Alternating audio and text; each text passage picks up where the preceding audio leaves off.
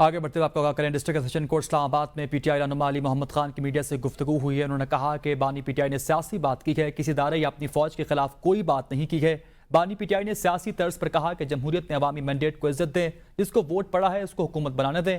جیسے ماضی میں شیخ مجیب الرحمان کو ووٹ پڑا تھا تو اس کی عوام نے ووٹ دیا تھا۔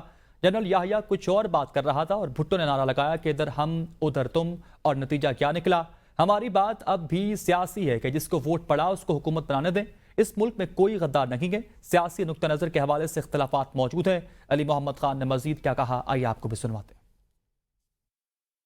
پولیٹیکل اینگل سے بات کی ہے، کسی ادارے فوج کے خلاف نہیں۔ ڈیموکریسی میں عوامی مینڈیٹ کو آنر کریں، عزت دیں۔ عوام جس کو ووٹ دیتی ہے اس کو حکومت بنانے دیں۔ جس طرح ماضی میں اگر شیخ مجیب کو ووٹ پڑا تھا، وہ جیسا بھی تھا تھا اس کو آپ دے دیتے حکومت۔ یا جنرل یحییٰ کیا بول رہے ہیں، بھٹو صاحب کہتے ہیں ادھر ہم ادھر تم، پوری ہڑبونگ مچی اور نتیجہ کیا نکلا؟ تو اب بھی ہماری بات صرف سیاسی بات ہے۔